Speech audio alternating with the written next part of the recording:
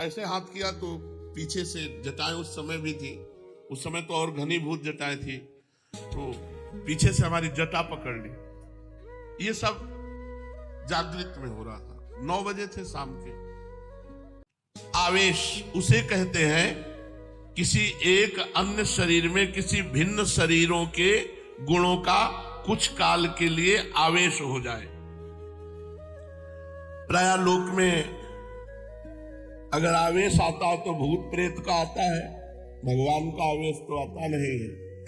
लोक में स्त्री पुरुषों के ऊपर आवेश आता है, भूत प्रेत यक्ष राक्षस देव दानवों के आवेश आते हैं, क्योंकि भगवान का आवेश आने के लिए बहुत विशाल पवित्र हृदय चाहिए।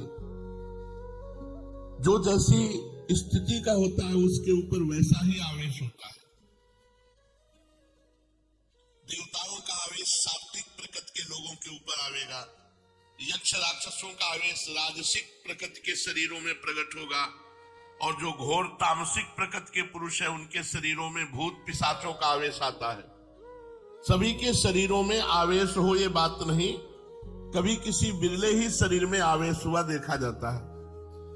वो क्यों होता है, किस प्रकार होता है, इसका कोई निश्चित नियम नहीं।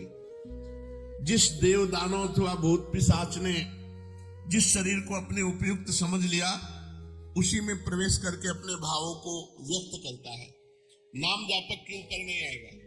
एक बार हम एक आश्रम में खंडहर था जंगल में गंगा के किनारे, तो वहां हमें रोका गया कि यहाँ मत सोना, यहाँ भूत रहते हैं। हमारा जिद्दी स्वभाव था, जहां रोक दिया जाता था वहां रुकते नहीं थे, देखते थे क्या होगा। तो एक इतनी छोटी सी टार्च और दुप दुप वाली घड़ी, ये 2 चीज जरूर रखते थे। तो टार्च नाश्ता देखने के लिए, घड़ी समय देखने के लिए कि कितना हो गया। आराम से जाकर के वहां आसन लगाया और लेट गए खंडहर में। कोई भय नहीं रहता था, क्योंकि खूब गंगा जी की कृपा थी।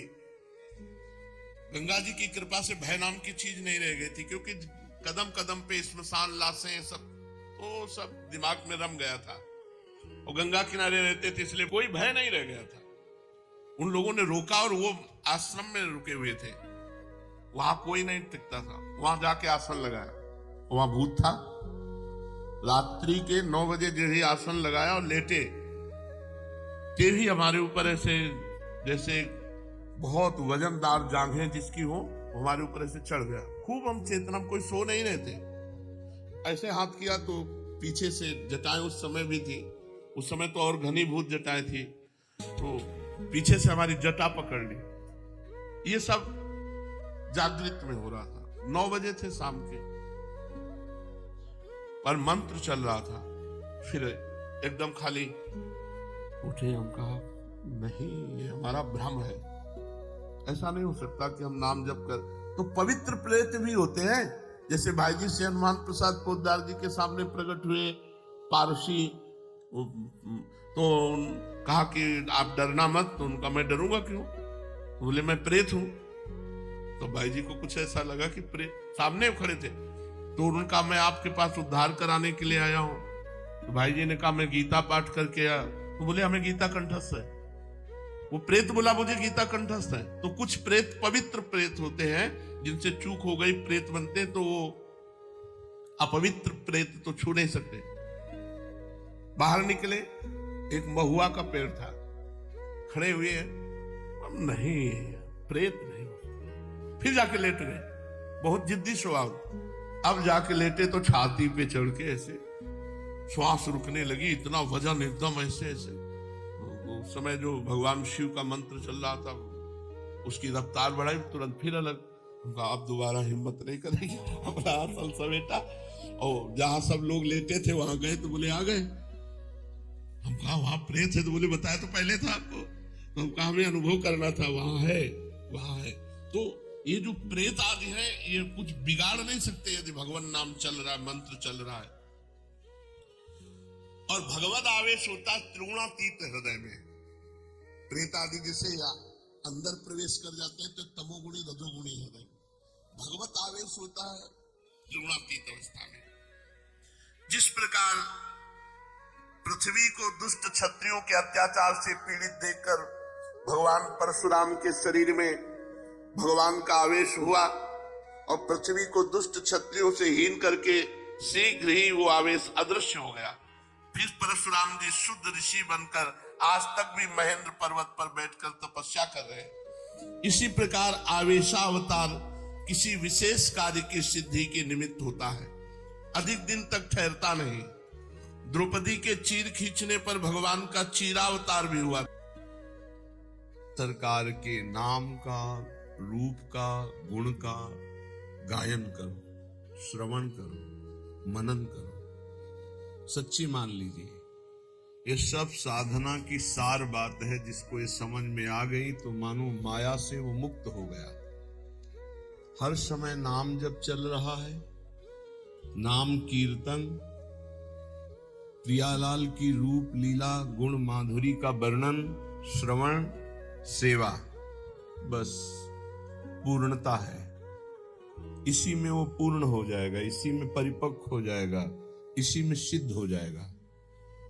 इधर उधर भटकने की जरूरत नहीं है। ये माया का मनहरण आकर्षण केवल प्रभु से विमुख करने के लिए है नहीं इसमें कुछ। बस इतना दिखावटीपना है कि हमें लगता है इसमें बड़ा सुख है, पर सुख नहीं है। दुखालयम अशाश्वतम नाशवान है, परिवर्तनशील है। ये हृदय में बैठालना पड़ेगा। जो हमारा मन हमको दगाबाजी के द्वारा हमें नष्ट कर रहा है कि इन भोगों में सुख है, गलत आचरणों से सुख भोगने की लालसा, नाना प्रकार के अधर्माचरण से सुख भोगने की लालसा, ये धोखेबाज दगाबाज मन हमारा दोस्त नहीं दुश्मन है। हमको इसको सुधारना होगा। ये हमारे बल से ही बलवान होकर हमारा पतन निश्चित करता है। इसलिए ये चाहे जितनी जलन हो, इसी को होती, तुम्हें नहीं होती। तुम्हें दृष्टा मात्र रहना है, साक्षी मात्र रहना है। इसकी जलन अपने में स्वीकार नहीं करनी, ये ठीक हो जाएगा। आप अगर साक्षी भाव से देखेंगे तो कभी कोई भी अनुकूलता, प्रतिकूलता, मान अपमान, निंदा, स्तुति आपको स्पर्श ही नहीं कर सकती। इसका प्रभाव अंतःकरण में होता है। वो अंतःकरण आप नहीं, आप अंतःकरण के दृष्टा हैं, उसके साक्षी हैं। पर मलिनता, अज्ञान का आवरण ऐसा है कि साक्षी भाव नहीं रह पाता और हम उसी में डूब जाते हैं। और तन्मयता पूर्वक मन में डूबने का मतलब है पतन, सम्मूढ़ता, स्मृति भ्रंशः, बुद्धिनाशो, बुद्धिनाशात् प्रणश्यति। इसलिए सखी, नाम रूप गुण गाओ। किसी भी मार्ग का पथिक हो, यदि नाम निरंतर नहीं जपता तो खोखलापन बना ही रहता है, खालीपन बना रहता है। ये देखा है, खूब अच्छे से देखा है। मान लीजिए, प्रार्थना मान लीजिए, सखी मिली नाम रूप गुण गाओ। जब आप प्रियालाल के रूप का गायन करेंगे तो संसार का कोई ऐसा रूप ही नहीं कि आपके नेत्रों में आकर्षण पैदा कर सके। जब आप प्रियालाल के नाम का धन एकत्रित करेंगे तो ब्रह्मा का भी पद फीका लगने लगेगा। जब आप प्रियालाल के चरणों की सेवा में रहेंगे तो कोई भी ऐसा सुख नहीं है जो आपको आकर्षित कर सके। विश्वास कीजिएगा, श्री प्रियालाल की सेवा में जो सुख है वो किसी भी साधना के द्वारा सुख प्राप्त नहीं किया जा सकता। इसलिए अपने को बहुत सुंदर मार्ग मिल गया है।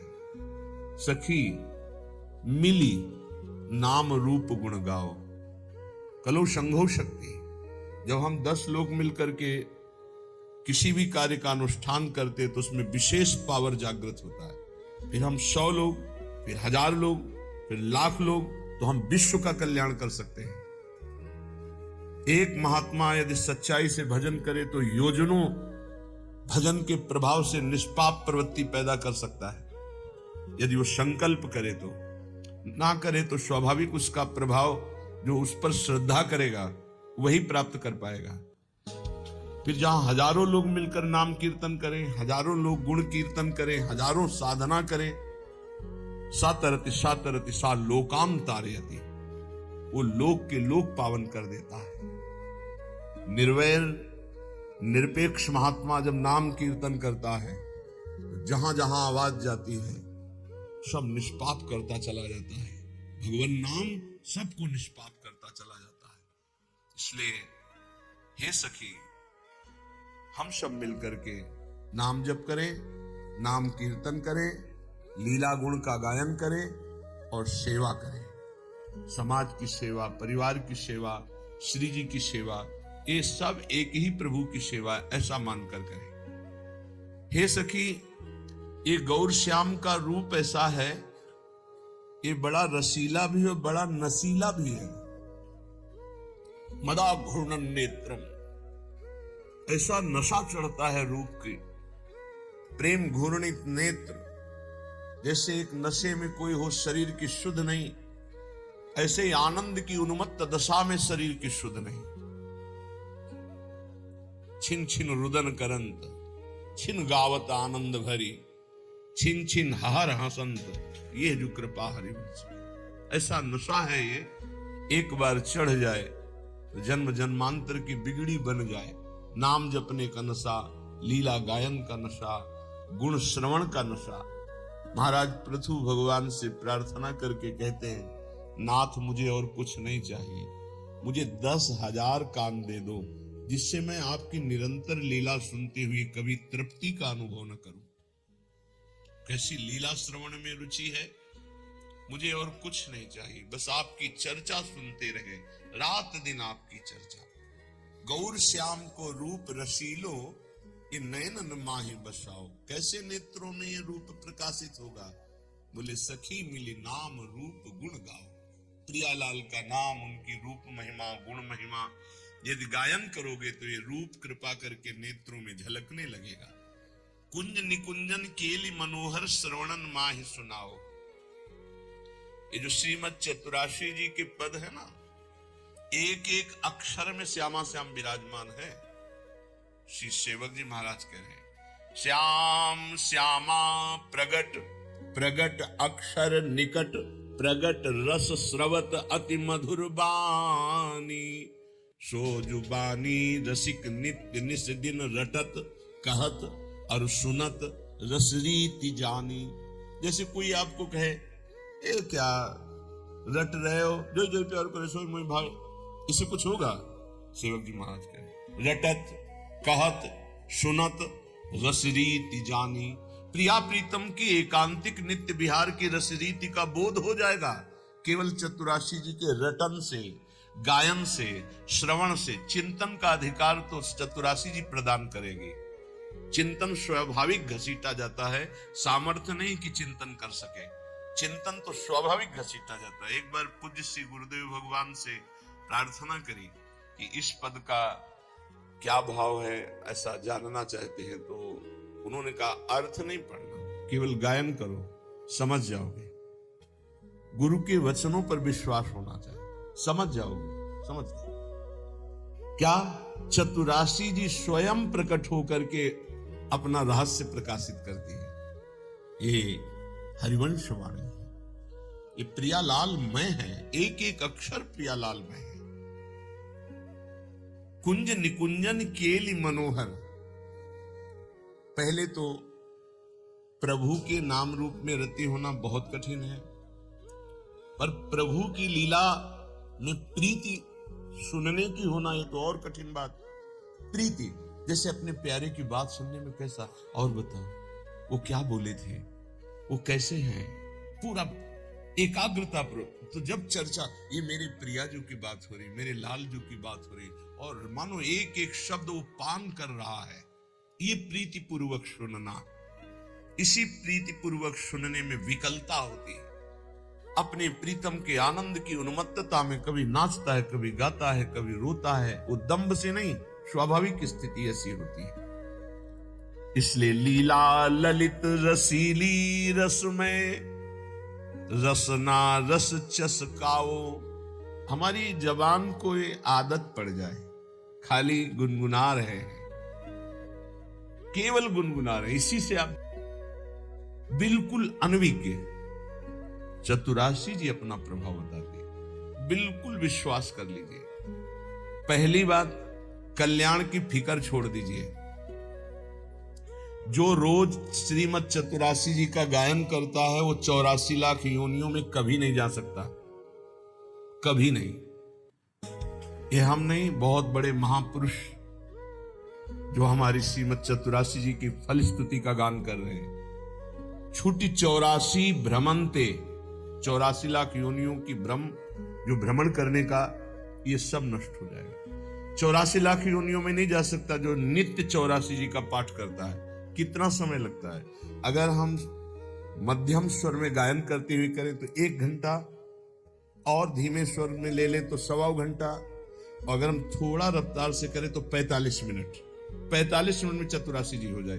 24 घंटे में 45 मिनट यदि श्रीमद चतुरासी जी को दे दिए तो 84 लाख योनियों में नहीं जाना होगा। वृंदावन की भूमि से आचार्य की फलस्तुति जो लिखी गई, तो भगवान अपनो परण विसार भगत को पूरो परण निभाऊं। अपनी बात काट सकते हैं लेकिन प्रेमी महापुरुषों की नहीं। दूसरी बात कह रहे हैं कि छुटी 84 भ्रमंते निर्खय जुगल किशोर। इतना ही नहीं होगा कि 84 लाख योनियों से मुक्त हो गया, नहीं, निर्खय जुगल किशोर प्रियालाल को इसी शरीर में रहते हुए वो देख पाएगा जो रोज चतुरासी जी का गायन करता है। निर्खय जुगल किशोर भोर और रैन न जाने, ऐसी स्थिति आएगी कि दिन है कि रात है, सब भ्रम खत्म, रात दिन प्रियालाल में कालातीत स्थिति को प्राप्त हो जाएगा। जागृत स्वप्न सुषुप्ति स्फुरत में राधा पदाब्ज छटा, हर समय प्यारी जू के रूप में डूबा हुआ, तो उसको कब दिन कब रात इसका क्या पता चले। निशिद्योष जानत नाही सजनी, एक रस भीजी रहे, गोप गोपिन आदि दुर्लभ ते सुखई दिन प्रतिलय। मान लीजिए, बस मानने से आप जान जाएंगे। अगर गुरुदेव भगवान की बात ना मानते तो सत्य कहते हैं, ये बुद्धि का विषय नहीं कि हम तर्क के द्वारा इसे जान लेते हैं, कोई वेदांत नहीं है। वेद जिसे नेति नेति कहता है, ये वो महारस है जिसे नेति नेति वेद कहता है। वही रस यहां मूर्तिमान होकर खेल रहा है। उसी रस का स्वरूप रस समुद्र चतुरासी जी है। इतना अंतर्मुखता में डूबे रहते थे वो। आप जो अब स्वरूप देख रहे हैं, बिल्कुल 100 के 100% आप जो स्वरूप देख रहे हैं, ये नहीं था। अब भी किसी से वार्ता नहीं, शांत गम, पर वो जो स्वरूप हमारे समय में था, महाराज जी आंख खोल के देख ले तो बहुत बड़ी बात है। नित्य यमुना जी जाना, बस झुका के आना, श्री जी की सेवा, रसोई में जाना, भोग लगाना, सिक्की बंद, बाहर निकलो, चलो खत्म। बोलना चालना कोई सवाल ही नहीं। ऐसी अद्भुत स्थिति। पूछा है चतुरासी जी रोज गायन करते हो, कुछ पकड़ में आता है?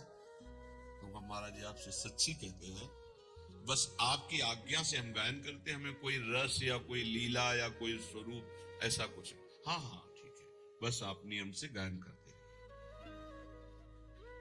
गुरुदेव के श्री वचनों ने ही गायन में रति प्रदान करी, और उसी के प्रभाव से ही, अन्यथा ये वो बातें नहीं है कि आप इसे तर्क के द्वारा जान से। विशेष श्रद्धा, बस गुरु वचनों पर आपको ऐसा करना है, बस हाँ करना है। हमको इससे लेना देना नहीं, इसका फल क्या है, इसकी स्थिति क्या है, कुछ नहीं। बस हमें चलना है, हमें आज्ञा पालन करना है, अपने आप प्रकाशित हो जाएगा।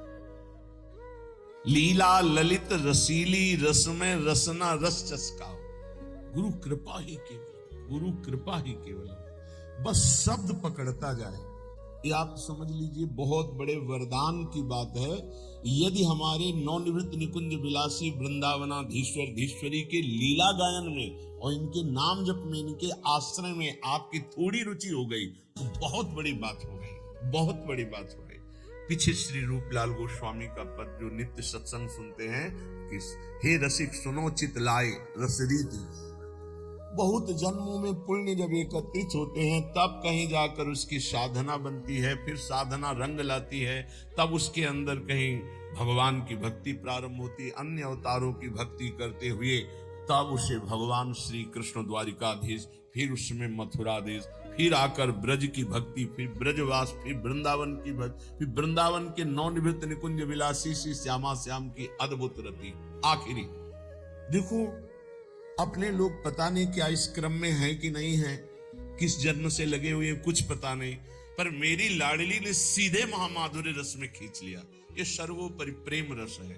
ये तो अकाट्य है कि वृंदावन प्रेम धाम है, ये भी अकाट्य है कि इस लीला का सब कोई अधिकारी नहीं है, इस लीला का सब कोई अधिकारी नहीं है।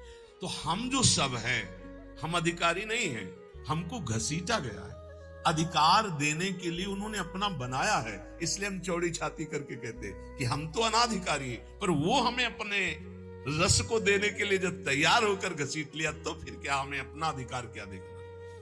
प्रार्थना है यहां एक, आप जैसा सोचोगे वैसा बन जाओगे, जैसा बनना वैसा सोचिए। एक बार जिसे हमारी स्वामिनी ने स्वीकार कर लिया, कभी उसका पतन नहीं हुआ, कभी उसका नाश नहीं हुआ, कभी उसको छोड़ा नहीं। महिमा क्या सुनी? नहीं, हम तो ऐसे, तुम अपने अंतःकरण को लेकर बात करते हो, श्री जी को लेकर बात करो। तुम अपने स्वभाव की बात करते हो, श्री जी के स्वभाव की बात करो। तुम अपने प्रभाव की बात करते हो, यहां श्री जी के प्रभाव की बात करो। हम श्री जी के शरणागत हैं, कल्याण मोक्ष। अभी आगे सुनना श्रीपाद प्रबोधानंद जी क्या कहते हैं। राधे राधे। अगर आपको हमारा यह वीडियो पसंद है तो कृपया वीडियो को लाइक करें, कमेंट करें और हमारी चैनल को अवश्य सब्सक्राइब करें। जय श्री कृष्णा। राधे राधे।